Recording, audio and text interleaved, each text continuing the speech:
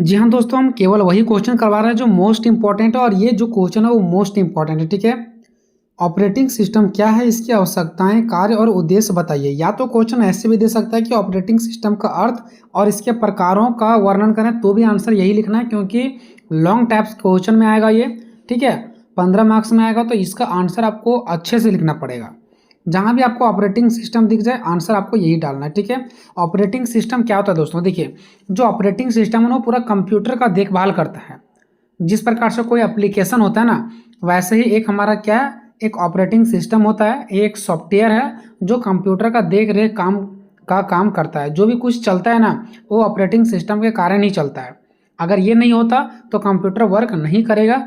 ठीक है। जैसे तैसे हो जाएगा, तुरंत हैंग कर जाएगा, तुरंत खराब हो जाएगा, करेंगे कुछ हो जाएगा कुछ। पहले जानेंगे कि ऑपरेटिंग सिस्टम क्या होता है। देखो, ऑपरेटिंग सिस्टम जिसको ओएस कहते हैं, ठीक है, एक ऐसा मुख्य सॉफ्टवेयर है, एक सॉफ्टवेयर है। सॉफ्टवेयर क्या होता है दोस्तों, जो कंप्यूटर के अंदर ही रहता है। ठीक है।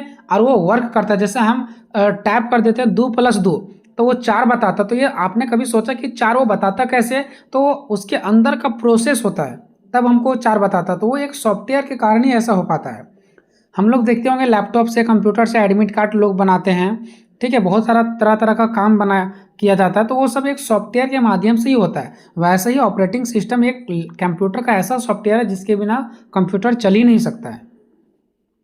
जो कंप्यूटर के हार्डवेयर और यूजर के बीच एक पुल का काम करता है। जैसे देखिए दोस्तों, हार्डवेयर, कंप्यूटर के हार्डवेयर मतलब कंप्यूटर में जितनी भी सारे मशीन लगे हुए रहते हैं, जैसा सीपीयू, कीबोर्ड, माउस, ये सब चीज़ों को हम लोग पकड़ के काम करते हैं। ठीक है। कीबोर्ड पर कोई भी चीज़ लिखते हैं और ये सारे चीज़ कहाँ लिखाता है, कंप्यूटर के स्क्रीन पर लिखाता है। और हम क्या करते हैं, कंप्यूटर पर लिखते हैं। तो जो भी चीज़ हम लिख रहे हैं, जैसे हम मान लिया जाए कि यूट्यूब में गए और कीबोर्ड में सर्च करते हैं भजन सॉन्ग, यानी भजन वाला गाना। ठीक है। तो वो समझ जाता है कि हम क्या गाना मंगवाना चाह रहे हैं और तुरंत भजन वाला गाना हमारे सामने आ जाता है। तो कहीं ना कहीं ये जो पूरा पूरा सिस्टम काम करता है ना, ऑपरेटिंग सिस्टम के कारण ही होता है। और ऑपरेटिंग सिस्टम क्या करता है, जो कंप्यूटर के हार्डवेयर हैं और यूजर जो व्यक्ति हैं, इसके बीच जोड़ने का काम करते हैं। ठीक है। जैसे मान लो कि ये हमारा प्रिंटर है जिससे प्रिंट निकलता है। ठीक है। और ये हम हैं और ये हमारा कंप्यूटर है। ठीक है। ये क्या है, कंप्यूटर है। तो हम क्या करेंगे, कंप्यूटर में प्रिंट करेंगे कुछ, तो प्रिंट से ये चीज़ निकल जाएगा। लेकिन ये जो निकला प्रिंटर, ठीक है, वो निकला कैसे? मैंने तो प्रिंट पर क्लिक कर दिया, मैंने हाथ से तो खींच के नहीं निकाल रहे हैं। ठीक है। तो ये निकलता है ऑपरेटिंग सिस्टम के कारण ही, क्योंकि मैंने जब प्रिंट पर क्लिक किया तो वो समझ गया कि हम प्रिंट करना चाह रहे हैं और वो हमारा एक प्रिंट आउट पेज निकाल के दे देता है। तो कहीं ना कहीं ये जो व्यक्ति सोचा था कि प्रिंट आउट निकालना है और फाइनल प्रिंट निकल गया, तो ये दोनों के बीच में जो काम करता है वो ऑपरेटिंग सिस्टम करता है। उसी के कारण ही प्रिंट हो पाया, नहीं तो प्रिंट नहीं हो पाता। ठीक है। तो ये ऑपरेटिंग सिस्टम का पूरी कार्य होता है। तो इसीलिए बोला गया कि इसके एक पुल का काम करता है, मतलब दोनों को जोड़ने का काम करता है। या डिवाइस को चालू करना, मतलब डिवाइस को चालू करना, ऐप्स चलाना, जो भी एप्लीकेशन होता है, ऐप होते हैं कंप्यूटर में, वो उसको चलाना, फाइल को मैनेज करना। ठीक है। सही रूप से मैनेज करने का जो काम होता है वो ऑपरेटिंग सिस्टम का ही होता है। अगर सरल शब्दों में कहें तो यह कंप्यूटर का मैनेजर होता है जो सब चीज़ को मैनेज करके चलता है। ठीक है। आगे देखो, ऑपरेटिंग सिस्टम को कंप्यूटर का मैनेजर या दिमाग कहा सकता है, क्योंकि कहाँ कब क्या करना है, कब कंप्यूटर हैंग कर रहा है, ठीक है, उसको हैंग करने से कैसे बचाना है, ये सब काम करता है ऑपरेटिंग सिस्टम। नाम ही से पता चल रहा है, ऑपरेट करना। कंप्यूटर के जो कीबोर्ड होते हैं, माउस होते हैं, प्रिंटर और मेमोरी, कंप्यूटर में क्या क्या चीज़ जुड़ा रहता है, कीबोर्ड जुड़ा रहता है, माउस जुड़ा रहता है, प्रिंटर जुड़ा रहता है, मेमोरी, यही सब जुड़ा रहता है। तो ये सब को पूरा का पूरा कंट्रोल करने का काम ही कौन करती है, ऑपरेटिंग सिस्टम ही करती है। नेक्स्ट है कंप्यूटर में डेटा और फाइलों को व्यवस्थित करना, मतलब कंप्यूटर में जितने भी सारे डेटा होते हैं, फाइल्स होते हैं, उसको एक जगह व्यवस्थित करना, उसको सेव करना, सुरक्षित रखना, ये सब काम हमारा ऑपरेटिंग सिस्टम का ही है। अब देखते हैं दोस्तों ऑपरेटिंग सिस्टम कितने प्रकार के होते हैं। तो ऑपरेटिंग सिस्टम अलग अलग प्रकार के होते हैं। पहला है सिंगल यूजर ऑपरेटिंग सिस्टम, मतलब इसमें सिंगल व्यक्ति ही यूज कर सकता है। यूजर मतलब क्या, जो व्यक्ति यूज करता है। तो सिंगल यूजर ऑपरेटिंग सिस्टम मतलब एक समय में केवल एक ही व्यक्ति कंप्यूटर का प्रयोग कर सकता है। यह बहुत ही सरल होता है और घरेलू कंप्यूटर में उपयोग होता है। ये घरेलू प्रयोग के लिए किया जाता है। उसमें जो सॉफ्टवेयर होता है ना, उसको बोलते हैं सिंगल यूजर ऑपरेटिंग सिस्टम। वो कोई हार्ड सॉफ्टवेयर नहीं होता है, नॉर्मल होता है, क्योंकि नॉर्मल काम है। दूसरा multi user operating system. Multi user मतलब एक से अधिक, ठीक है। तो एक ही समय में कई लोग यानी कि कई यूजर्स एक ही मुख्य कंप्यूटर तक पहुंच सकते हैं, मतलब बहुत सारे लोग एक ही कंप्यूटर पर वर्क कर सकते हैं। यह बड़े कंप्यूटरों और बड़े कार्यालयों में डेटा शेयर करने के लिए उपयोग किया जाता है। और ये कंप्यूटर जो होता है ना, वो बड़े बड़े कंप्यूटरों में, बड़े बड़े कार्यालय में इसको डेटा एक जगह से दूसरे जगह करने के लिए उपयोग किया जाता है। जैसे यहाँ पर कंप्यूटर है, मैंने कोई चीज़ यहाँ पर भेजा, फिर यहाँ से ये चीज़ यहाँ पर भेज दिया गया, तो एक ही कंप्यूटर में अलग अलग यूजर क्या करते हैं, एक ही सॉफ्टवेयर पर काम करते हैं। मतलब सॉफ्टवेयर एक ही है और एक व्यक्ति यहाँ से बैठ करके काम कर रहा है, एक व्यक्ति यहाँ से बैठ के काम कर रहा है, एक ही सॉफ्टवेयर है, ठीक है। तो एक ही सॉफ्टवेयर पर अलग अलग क्या होते हैं, यूजर्स काम करते हैं। नेक्स्ट है मल्टी टास्किंग ऑपरेटिंग सिस्टम, ठीक है। एक ही समय में कई काम एक साथ किए जा सकते हैं, मतलब एक ही समय में कई सारे काम। यहाँ पर क्या था, अलग अलग लोग एक ही सॉफ्टवेयर पर काम कर सकते हैं, लेकिन यहाँ पर अलग अलग जो लोग हैं, ठीक है, वो कई काम को एक साथ कर सकते हैं, या तो फिर एक ही व्यक्ति अलग अलग काम कर सकता है एक ही सॉफ्टवेयर पर, ठीक है। आप गाने सुन सकते हैं, इंटरनेट ब्राउजर चला सकते हैं, आप कोई डॉक्यूमेंट टाइप भी कर सकते हैं। ऐसा होता है ना, कंप्यूटर में देखे होंगे, उधर गाना चल रहा है, इधर कोई टाइपिंग कर रहा है, उधर प्रिंट आउट निकल रहा है, तो इसको बोलते हैं मल्टीटास्किंग ऑपरेटिंग सिस्टम, जो कि एक ही साथ कई अलग अलग काम को किया जाता है, ठीक है। इसमें क्या देखा है, एक ही व्यक्ति काम कर सकता है। इसमें हम लोगों ने क्या देखा, इसमें ये देखा कि एक ही सॉफ्टवेयर पर अलग अलग लोग काम कर सकते हैं, और इसमें देखें हम लोगों के क्या, एक ही कंप्यूटर के स्क्रीन पर अलग अलग काम कर सकते हैं, ठीक है। नेक्स्ट है रियल टाइम ऑपरेटिंग सिस्टम। इन सिस्टम में काम करने की समय सीमा बहुत ही सख्त होती है। जो रियल टाइम ऑपरेटिंग सिस्टम है ना, इसमें एक भी सेकंड गड़बड़ाना नहीं चाहिए। नैनो सेकंड की भी देरी, अगर छोटा सा भी सेकंड का देरी हुआ तो बहुत बड़ा नुकसान हो जाता है। वो एक ऐसा सॉफ्टवेयर होता है जिसका नाम है रियल टाइम ऑपरेटिंग सिस्टम। नाम से ही पता चल रहा है रियल टाइम पर ये सारा काम करना है। जैसे मिसाइल लॉन्च सिस्टम, अब मिसाइल लॉन्च करना, तो क्या आप 1 मिनट के लिए सो जाओगे? नहीं, इसमें एक एक सेकंड का चीज़ों को ध्यान रखा जाता है। तो ऐसे सॉफ्टवेयर को बोला जाता है रियल टाइम ऑपरेटिंग सिस्टम। हवाई जहाज कंट्रोलर, जो हवाई जहाज का कंट्रोलर करने के लिए जो सॉफ्टवेयर लगाया जाता है, उसमें भी सेकंडों सेकंड का इंपॉर्टेंट होता है। पांचवा है डिस्ट्रीब्यूटेड ऑपरेटिंग सिस्टम, ठीक है। डिस्ट्रीब्यूटेड मतलब क्या था, अलग अलग बांटना, ठीक है। तो इसमें कई कंप्यूटर, अलग अलग कंप्यूटर आपस में नेटवर्क के जरिए जुड़े रहते हैं। मतलब अलग अलग कंप्यूटर जो होता है ना, वो नेटवर्क के जरिए जुड़े रहते हैं। जैसे आप बैंक में गए होंगे तो सारे जो कंप्यूटर होते हैं ना, वो सब एक सिस्टम से जुड़े हुए रहते हैं, ठीक है। काम को अलग अलग कंप्यूटर में बांट दिया जाता है, और वही काम को अलग अलग कंप्यूटर में एक प्रिंट करेंगे, एक पैसा निकालेंगे, एक उसका चेक करेंगे, ऐसे करके, है ना, जिससे काम बहुत ही तेज़ी से हो जाता है। जैसे टिकट बुकिंग सिस्टम, तो टिकट का बुकिंग का जो सिस्टम होता है दोस्तों, वो क्या होता है, एक ही काम को अलग अलग भागों में क्या कर दिया गया, बांट दिया गया है, ठीक है। तो बैंक का एक इसका सबसे बढ़िया एग्जाम्पल है कि बैंक में एक ही काम को, जो बैंक का पूरा काम होता है, उसको अलग अलग में बांट दिया जाता है, ताकि लोग का भीड़ ना लगे और काम तेज़ी से हो सके। नेक्स्ट है मोबाइल ऑपरेटिंग सिस्टम।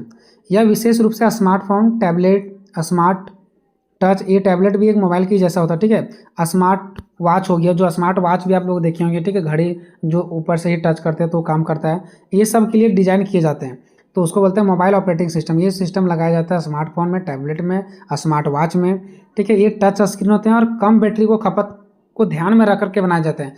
ये ऑपरेटिंग सिस्टम ऐसा होता है जो कम बैटरी यूज करता है, ठीक है, ऐसा ही सोच के लगाया जाता है। नेक्स्ट, ऑपरेटिंग सिस्टम की आवश्यकता। आखिर इसका आवश्यकता क्यों पड़ा होगा, आप जरा सोचने वाला चीज़ है कि ऑपरेटिंग सिस्टम की ज़रूरत क्यों पड़ा होगा, क्योंकि इसके बिना कुछ भी नहीं चल सकता है। तो कंप्यूटर के पुर्जे, जितने भी सारे कंप्यूटर के पुर्जे होते हैं, जैसे कीबोर्ड, माउस, सीपीयू, प्रिंटर, ये सब, उसका एक अपनी भाषा होता है जिसको बाइनरी कहते हैं, ठीक है। यानी कंप्यूटर का जो भाषा होता है ना, वो बाइनरी होता है, उसका जो भाषा वो बाइनरी होता है। लेकिन हम तो बाइनरी भाषा नहीं जानते हैं, तो हमारे भाषा को कंप्यूटर नहीं समझ सकता है, ठीक है। हमको प्रिंट करना है तो कंप्यूटर उस भाषा को नहीं समझेगा, तो इसके लिए अलग से जो डिवाइसेज होते हैं ना, उसको भाषा समझाने के लिए जो सिस्टम लगे होते हैं, उसको बोलते हैं ऑपरेटिंग सिस्टम। तो ऑपरेटिंग सिस्टम के कारण ही वो हमारे भाषा को समझ पाते हैं, न तो कंप्यूटर हमारे भाषा को कभी नहीं समझ पाते। क्यों? क्योंकि वो सिर्फ बाइनरी भाषा को ही समझते हैं, और हमारा भाषा समझने के लिए जो ऑपरेटिंग सिस्टम लगा रहता है ना, वही हमारे भाषा को समझते हैं। जबकि हम अपनी भाषा, हमें एक ऐसे माध्यम की ज़रूरत होती है। अब जो हमारा भाषा है वो हम किसको समझाएं, वो तो बाइनरी भाषा समझती है, तो हमारा भाषा जो है ना दोस्तों, वो हमारा ऑपरेटिंग सिस्टम के माध्यम से ही समझा जाता है। हार्डवेयर को हमारे निर्देश समझा सके। अब हमारा भाषा को कंप्यूटर तो समझ नहीं रही, तो हमारा भाषा जो है वो हार्डवेयर को कौन समझाएगा? हार्डवेयर मतलब वही सीपीयू, प्रिंटर, माउस, वो सबको कौन समझाएगा मेरा भाषा? तो वो सबको समझाने के लिए ऑपरेटिंग सिस्टम ही वो सबको समझाते हैं कि हम क्या करना चाह रहे हैं, ठीक है। और भी जैसे ऐप्स हो गया व्हाट्सएप, क्रोम, ये सब को चलाने के लिए जगह दे सकें, ठीक है। अब मान लो ये सब चीज़ों को हम चला रहे हैं, तो ये सब चीज़ वैसे तो चलेगा नहीं, इसको जगह चाहिए चलने के लिए, तो ये सबको भी जगह दिलाने का काम कौन करता है? Operating system. इसलिए ऑपरेटिंग सिस्टम का ज़रूरत होता है, उसकी आवश्यकता होती है। फाइल और डेटा को सुरक्षित रखना, एक जगह रखना, सेव करके रखना, जरूरत पड़ने पर डिलीट करना, ये सब काम भी ऑपरेटिंग सिस्टम के कारण ही होता है, इसलिए इसकी आवश्यकता है, ठीक है दोस्तों। अब देखते हैं ऑपरेटिंग सिस्टम के कार्य, इसका क्या कार्य है। तो ऑपरेटिंग सिस्टम पर्दे के पीछे कई महत्वपूर्ण काम करता है। पर्दे के पीछे मतलब ये कंप्यूटर के अंदर लगे रहते हैं और बहुत सारे काम करते हैं, इसके बिना कुछ भी नहीं हो पाएगा। यह तय करना कि कौन सा काम सीपीयू पहले करेगा, यानी ये ऑपरेटिंग सिस्टम ये भी देखता है कि कौन सा ऐसा काम है जो सीपीयू पहले करेगा, ठीक है। रैम में किस प्रोग्राम को कितनी जगह देनी है, इसका भी ध्यान रखना है। मतलब कौन सा ऐसा वर्क है, कौन सा ऐसा सॉफ्टवेयर है जिसको कितनी जगह देना है, ठीक है। फाइलों को फोल्डर में व्यवस्थित करना और उन्हें डिलीट सेव करना, ये सब भी इसी का काम है। जो फाइल्स होते हैं उसको व्यवस्थित करना, सेव करना, डिलीट करना, इसी का काम है। प्रिंटर, माउस, कीबोर्ड जैसे बाहरी जो उपकरण होते हैं उसको कंट्रोल करना भी इसी का काम है। पासवर्ड और अन्य तरीके से डेटा को सुरक्षित करना, पासवर्ड लगाना, ठीक है, ये सब काम भी किसका है? इसी का है। तो इसका काम हम लोगों ने देख लिया। अब देखते हैं ऑपरेटिंग सिस्टम का उद्देश्य। तो इसका उद्देश्य है सुविधा, ताकि लोगों को सुविधा मिले। तो कंप्यूटर का उपयोग करना आसान बनाना, यानी ये ऑपरेटिंग सिस्टम क्या करता है पता है? कंप्यूटर का उपयोग करना आसान बना देता है, ताकि हर एक व्यक्ति, आम से आम व्यक्ति भी कंप्यूटर का प्रयोग कर सके। क्षमता, क्षमता क्या है? कंप्यूटर के जितने भी संसाधन होते हैं, कंप्यूटर के अंदर जितने भी संसाधन होते हैं, उसके अंदर जगह होते हैं, बहुत सारी चीज़ें होती है, ठीक है। तो उसी को बोला गया संसाधन। इसका सही और पूरा इस्तेमाल करना, ताकि व्यक्ति क्या करे, जो कंप्यूटर का जितना फंक्शन है वो सारे फंक्शन को अच्छे से और सही उपयोग कर सके, ठीक है। अगर वो ऑपरेटिंग सिस्टम नहीं होता तो व्यक्ति हर एक चीज़ का उपयोग नहीं कर पाता। जैसे यह तय करना कि किस सॉफ्टवेयर को कितनी मेमोरी, कितना समय देना है, ताकि कंप्यूटर हैंग ना हो। अब देखिए ऑपरेटिंग सिस्टम का काम ये होता है कि कौन सा मेमोरी है, किसको कितना समय देना है, कौन सा सॉफ्टवेयर है, कौन सा एप्लीकेशन है, किसको कितना समय देना है, ताकि कंप्यूटर हैंग ना करे। ये भी ऑपरेटिंग सिस्टम का ही काम है। नेक्स्ट है यूजर को मदद करना, जो व्यक्ति चला रहा है ना उसको भी ऑपरेटिंग सिस्टम मदद करता है। यह यूजर और हार्डवेयर के बीच एक पुल की तरह काम करता है, मैंने ऊपर ही बता दिया, जिससे यूजर को कंप्यूटर का आंतरिक जटिलता नहीं समझनी पड़ती है। मान लो हमको प्रिंट करना है तो हम प्रिंट पर क्लिक कर देते हैं, क्या हम उसकी जटिलता को, कि कंप्यूटर कैसे प्रिंट किया होगा, कितना मेहनत लगा होगा, उसकी जटिलता को हम समझते नहीं समझते हैं। तो यूजर को मदद करता है, जो ऑपरेटिंग सिस्टम होता है ना वो लोगों को मदद करता है। वो अंदर की जो मेहनत होता है उसको देखने नहीं देता है, वो खुद मेहनत करता है, ठीक है। कौन? Operating system. कम समय में अधिक काम कर देता है, कम से कम समय में ज़्यादा से ज़्यादा काम पूरा करना इसका एक बड़ा उद्देश्य होता है ऑपरेटिंग सिस्टम का। अन्य सॉफ्टवेयर को आधार प्रदान करना, देखो ऑपरेटिंग सिस्टम ये खुद ही क्या है, एक सॉफ्टवेयर है जो कंप्यूटर के अंदर होता है, और खुद ही वो सॉफ्टवेयर है, लेकिन वो एक दूसरे सॉफ्टवेयर का भी मदद करता है, दूसरे एप्लीकेशन को भी मदद करता है। ऑपरेटिंग सिस्टम खुद एक सॉफ्टवेयर है, लेकिन इसका उद्देश्य अन्य एप्लीकेशन सॉफ्टवेयर को चलाने के लिए वातावरण तैयार करना, उसको अच्छा से जगह देना, साफ सुथरे तरीके से चलाना भी इसका एक काम होता है।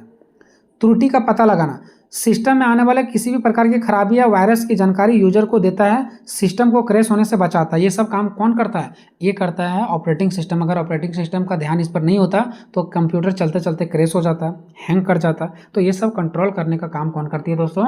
तो हमारा ऑपरेटिंग सिस्टम ही करती है, ठीक है। हम लोग मोबाइल में जगह भर जाता है और भी वीडियो फोटो लेते हैं तो वहाँ पर ऑलरेडी लिख देता है कि आपका जो स्टोरेज है वो फुल हो चुका है, कुछ चीज़ों को डिलीट कीजिए ताकि मोबाइल हैंग नहीं करेगा।